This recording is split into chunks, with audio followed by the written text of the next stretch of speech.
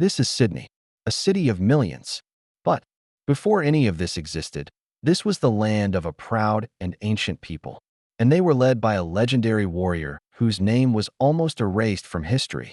When the biggest empire on earth landed on his shores, he didn't bow. He fought back. This is the insane hidden history of the Bidjigal clan and their warrior, Pemulwuy. So who was this guy, and how did he unite his people to take on an entire empire?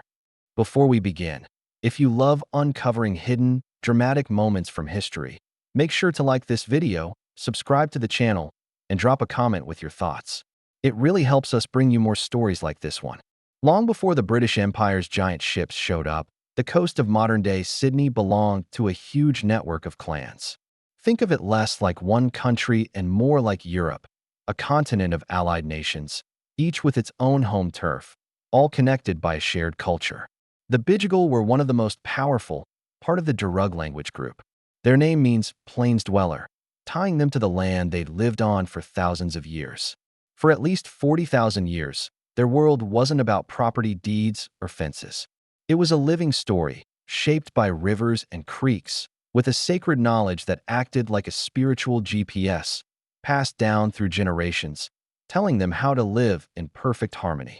Their land was huge, covering what we now call western and southern Sydney.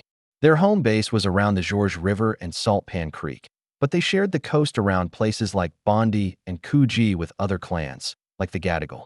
This area was one of the most packed places in pre-colonial Australia, and life was good, all thanks to a deep spiritual connection to their country. The rivers were their lifeblood, providing endless fish, shellfish, and eels. The bushland was like a giant, self-stocking supermarket, full of game and plants. This was a world with its own complex laws and ancient traditions. You want to see how cool this was? Check out the yearly eel migration.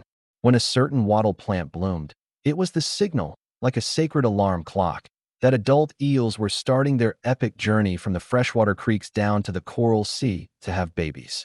This was a time for a huge celebration, bringing neighboring clans together for massive feasts and ceremonies that honored the eel's sacred, life-giving cycle. They lived in perfect balance with their environment. This was the world that, in 1788, was about to be completely shattered.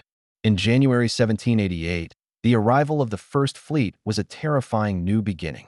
The Bidjigal were one of the very first indigenous groups to see these bizarre, massive ships entering their waters at Botany Bay. You literally can't imagine the shock. These new people had zero idea how the land worked. They totally ignored the complex laws and social rules that had governed the Eora people for thousands of years. The British idea of terra nullius, a land belonging to no one, was like walking into someone's fully furnished house, seeing no deed taped to the door, and declaring it an empty building, free for the taking. The colonists cleared land and wrecked hunting grounds. But the most catastrophic blow was a disease that ripped through the Aboriginal population in 1789. We're still not sure if it was smallpox or chickenpox, or if it was spread on purpose. What we do know is that it was an apocalypse. The epidemic was like a fire tearing through a library, wiping out a massive part of the indigenous population around Sydney, including tons of Bidjigal, and destroying irreplaceable knowledge along with them. This disaster, plus all the violence, crippled their ability to survive. Their world was thrown into total chaos, and for one Bidjigal man, there was only one response: to fight. His name was Pemulwuy.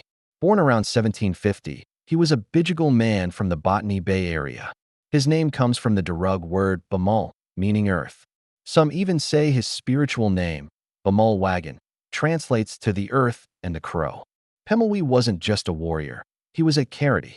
To understand that, imagine if your town's doctor, judge, and spiritual leader were all the same person. That's how vital he was. He was an intimidating guy, with a blemish in his left eye and a very distinct clubbed foot. Colonists saw it as a defect, but some believe it was an intentional mark of his high spiritual status, like a badge of honor from his initiation, not an accident. Pemulwuy watched as the invaders desecrated sacred sites, stole everything, and attacked his people. Unlike others, like Bidjigal, who tried to make peace with the British, Pemulwuy saw absolutely no path for them to live together. The final straw came in December 1790, when he speared John McIntyre, the governor's gamekeeper. McIntyre was hated and feared by local Aboriginal people for being a monster. From Pemulwuy's side, this was an act of justice, like a sheriff taking down a known outlaw. To Governor Philip, it was an act of war. Philip ordered an expedition to bring back the heads of 10 Aboriginal men, but his soldiers were like city drivers trying to navigate a dense jungle without a map. The mission was a total failure. The lines had been drawn. Pemulwuy gathered warriors from the Bidjigal and other clans, uniting them. The resistance had begun. This wasn't just a few random skirmishes. It was a calculated 12-year guerrilla war against the British colony. Instead of two armies lining up on a battlefield, this was more like a relentless haunting. Operating mostly on his own Bidjigal land, Pemulwuy led insane raids on colonial settlements from Botany Bay to Parramatta. His strategy was genius. Hit the colony's food supply. He and his warriors burned huts, destroyed their corn crops, and attacked their animals, spreading fear and chaos. It was like a death by 1,000 cuts, designed to make the entire colonial project too painful to continue. His tactics were brilliant. His warriors used their knowledge of the land like a chessboard. They would sometimes perform war dances on high ground to distract the soldiers, baiting them and using the slow reload time of their muskets to get the upper hand before unleashing a storm of spears. In 1797, at the Battle of Parramatta, Pemulwuy led about 100 warriors in a direct fight with colonial soldiers. In the battle, he was shot with buckshot, horribly wounded in the head and body. He was captured, taken to a hospital, and shackled in a leg iron. But this is where Pemulwuy's story becomes legendary. Just a few days later, even with his terrible injuries and being in chains, he escaped. For the colonists, it was like trying to put a ghost in chains. For his people, this unbelievable act of survival cemented his reputation as an invincible man who couldn't be killed by British guns. It was like he was a spirit of the land itself who couldn't be held. He kept fighting for years. But the constant war took a toll. His injuries made it harder to fight, and the resistance slowed down. The colonial government got more desperate. In 1801, Governor King issued an order letting settlers shoot Aboriginal people on sight in certain areas and put a reward on Pemulwuy's head, dead or alive. Then, on June 2, 1802, the warrior who seemed invincible was killed. In a final act of disrespect, his head was cut off and sent to England. But Pemulwuy's death wasn't the end of the Bidjigal people. Not even close. His son, Tedberry, even kept the resistance going for a while. But Pemulwuy's legacy is so much bigger. He is now seen as a hero of Australia's frontier wars, a ridiculously brave man who inspired his people and died for his country. His 12-year war is powerful proof that Australia wasn't settled peacefully. It was invaded, and that invasion was fiercely resisted. Today, the descendants of the Bidjigal clan are still here, especially in Sydney suburbs like La Perouse. They are at the center of a cultural revival. It's like they are carefully piecing together a shattered piece of priceless art, finding and restoring every last fragment. Community elders are working to protect what's left of their heritage, from ancient rock art to the bushland itself. In 2004, the Bidjigal Reserve, a huge corridor of bushland in Sydney's northwest, was officially named to preserve the area's Aboriginal heritage.